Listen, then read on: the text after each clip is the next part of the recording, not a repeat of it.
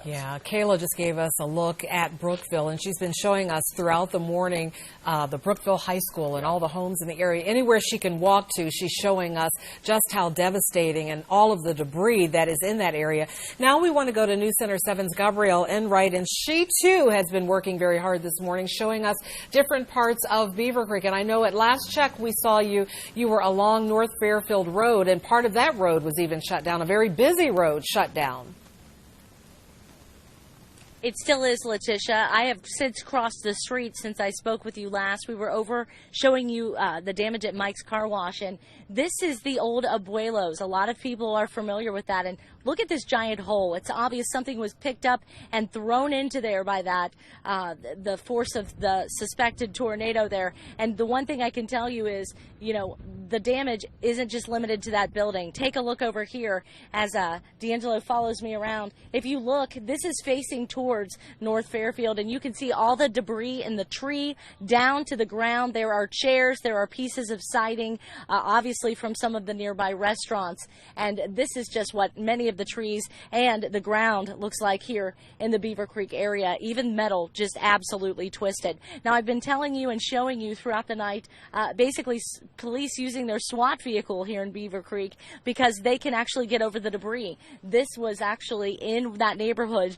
evacuating people when I was live with you this morning. They were part of that mandatory evacuation in that neighborhood that was just off of Grange Hall Road. And if you walk this way, the Chick-fil-A is behind me. A lot of people know that. And you can just see the metal wrapped around the tree. We talk about the force of the wind and what it can do just to metal, to pieces of wood. They just stick in the tree. They break branches. And if you actually look up at the top, there's insulation that's sticking right there on those limbs. And that's just the minor damage that we're seeing. We're going to take you on a walk a little bit more. Some of the chairs, we don't even know where those are from yet. I haven't been able to determine that. But those chairs tossed from one of the restaurants. We don't know if that was Abuelos.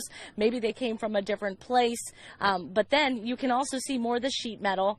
And then just down to your left, you can see even the gate. This is part of the gate that was just tossed up and ripped. And a lot of people this morning have been talking about Aldi, and we want to show you what it looks like. This is the new Aldi, just put into place not long ago. A lot of people have been talking about how excited they were that we had a supermarket here, and it's destroyed. You can see those images. Another thing I want you to pay close attention to. Some of the people here, they literally have to get somewhere. They're going to work, they're checking on things, they're doing things. A lot of them, though, are gawkers, and that is exactly what Beavercreek Police and the rest of the law enforcement have told me they do not want, because it clogs up emergency responses, it clogs up systems. So we're talking about that this morning because it's what happens. We all want to see these images. We all want to just talk about it because it's unbelievable. But this is when they want you to let us do that for you so you don't clog up the emergency systems, the emergency exits. You can see a lot of people here. Many of them are going to work, but there's a lot of them, they have their cell phones out. They just want to see things. So that is one thing that the police have told us that they would prefer that you do not do is come out here just to see it at this stage. There's plenty of time for that. Right now, it's still really a rescue and recovery at this point of trying to get people out of their homes or at least checking out businesses and looking at things. So, again, I've been showing you damage, Letitia, Adam, all morning long into this late morning.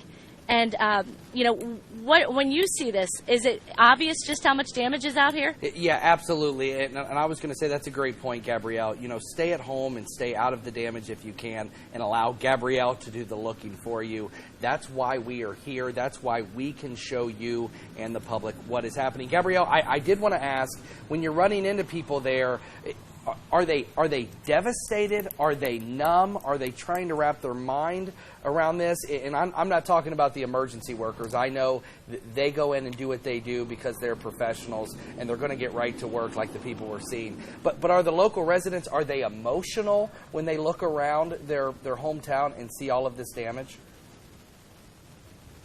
Well, everybody that I have met, they know somebody that was affected by this, whether it was them or it was someone else. Some of them told me they're wandering because they really don't know where to go yet. And that's quite honest because there's a lot of damage, and they have friends or maybe people they could stay with. A lot of them, they tend to stay pretty close together. So then there's other people that have friends here, but then they have relatives in Trotwood. Maybe they know someone in Salina, and so they're extremely concerned about them. I also found a lot of people that were just plain lost. They couldn't get out of the area because a lot of the roads were closed. So, I mean, you're just seeing the scope of the damage here. You're looking at people that are inspecting things. And this is North Fairfield Road. This is a major artery here in Beavercreek. And to have it shut down, even a portion of it right now, makes it very difficult to get around.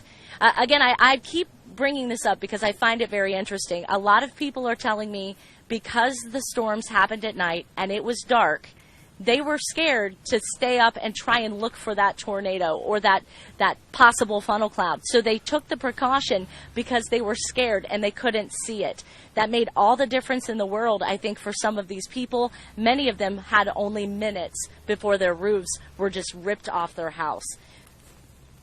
So very glad, Gabrielle, that they did heed the warning. So very glad that we have the technology to give them the warning to take cover. And thank you very much for showing us the damage there along North Fairfield Road. We see police still in the area, kind of monitoring what's going on, making sure that everyone stays safe in the area there in Beavercreek along North Fairfield Road. Thank you very much for that. And again, our